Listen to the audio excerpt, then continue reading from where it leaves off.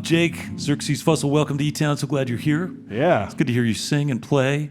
And Thanks for having me. no, it's super cool, and I love the way that these old songs feel differently now to me, only because you inhabit them in the present. You're not trying to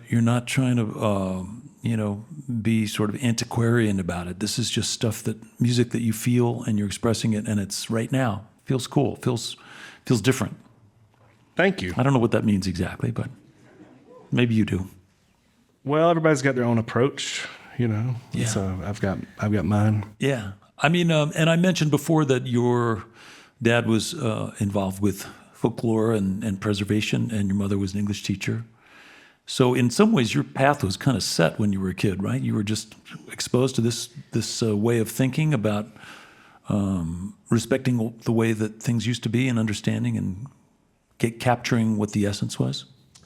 In a way, yeah, I think so. I don't think it's hard to know what I would be otherwise. But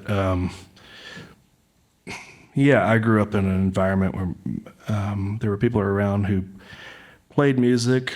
Neither one of my parents was a musician per se, but they're friends with a lot of musicians and were in the world of folklore. It was very interesting. So there was a whole world of material culture, people who made white oak baskets and quilted and did earthenware pottery and stuff like that.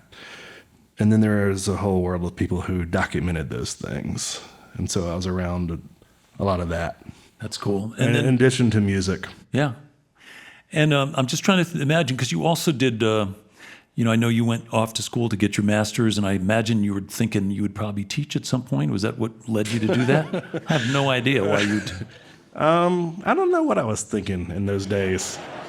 I think I didn't know what I was doing, and I was interested, and I wanted to read more about the history where I was from, and school was around, and there was loans available. Yeah. But also, I did have interest, I've always had interest in this stuff. But then you got a chance to work with somebody who was also in some ways gave you a master class, Precious Bryant, right? Isn't that somebody who you got to spend some time around? And yeah, she was one person who I was around. I knew her my whole life. I'd grown up when I was a kid, and she was this great blues guitarist and singer from Talbot County, Georgia. And then she didn't drive, so when I got my driver's license and I was a teenager, and I could take her to shows and things like that. And then when I was interested in learning how to finger pick, she didn't teach me in any direct way, but she said, anything I play, you can sit in and play with me. So I would go to her house weekly for a long time and brought a tape recorder with me, and but there are other older people like that who are around, like traditional musicians and blues world, but also in old time string band music and things like that in Georgia, where I grew up. And when you're doing that, when you're going over on your weekend or after school, and you're going to hang around and learn fingerpicking techniques and old songs and stuff like that, and your friends are all getting high and listening to Leonard Skinner and stuff, what did that do to your social life exactly? I don't know. I was a little bit open to all those worlds, It was because I had friends who were in high school who were into different things than I was, and I wasn't real talkative about what I was doing when I was a teenager to my friends. It was a little bit closeted, but in a way, if I got to know somebody well and they were interested in hip hop really in a very earnest way, then I saw that there was more connection there with me and them than there was to somebody else who might be kind of casually into bluegrass. Mm-hmm. It was you could transcend all that stuff pretty quickly once you got to talking about it. Again, it's kind of if somebody had a deeper understanding, or if they had a deeper connection to the roots of that music, or the essence of the music. And where did you get exposed to things like Norteño music or tribal music and other things like that? Well, like Norteña music, when I was like in my early 20s, I was dating a girl who was from Northern California, and I moved out there for a couple of years, and I worked at this store called Down Home Music. Working you know that place?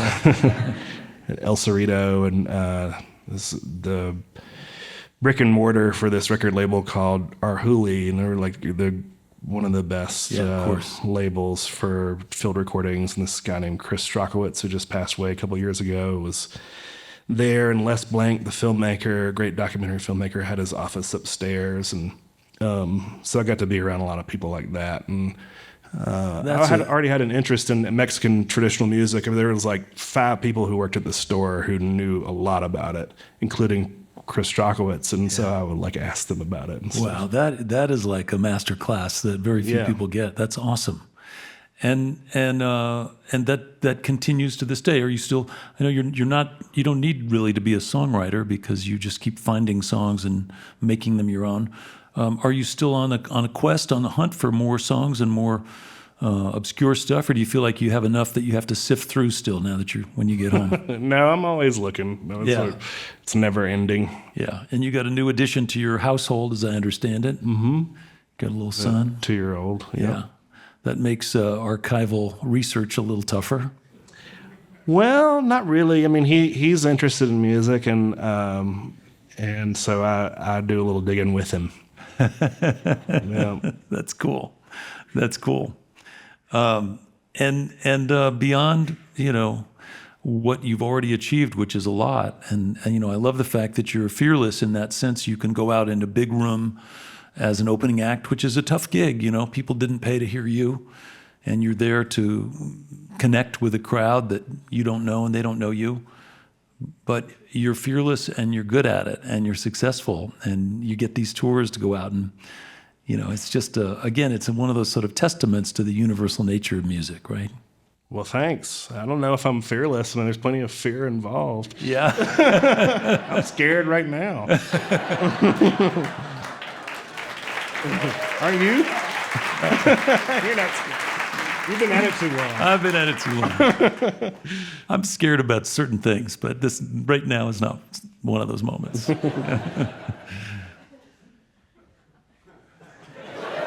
Well, what else do you want to know? Dead air. No, I think we've got lots more music. I'm just happy to get to know you and hear your story a little bit, and congratulations on finding your groove. And I hadn't known about essentially the internship with Chris Strachowitz and Arhuli Records, because that is speaking of resources that the American people have gotten to enjoy. That is something that every one of us could dig into and learn from. And I'm super excited. Next month, I'm going to actually take a trip with the Savoy family, and we're going to spend a couple weeks making music in Ireland and stuff. So, I mean, that's deep into Chris Strachowitz territory. Yeah, for sure. Yeah, Mark Savoy is a monster player. Awesome. Yeah. Anyway, the world is full of mystery, folks. And these folks who are on our show this week are looking for it. They're searching and finding it and making it their own. Welcome back, if you would, Jake Xerxes Fussell.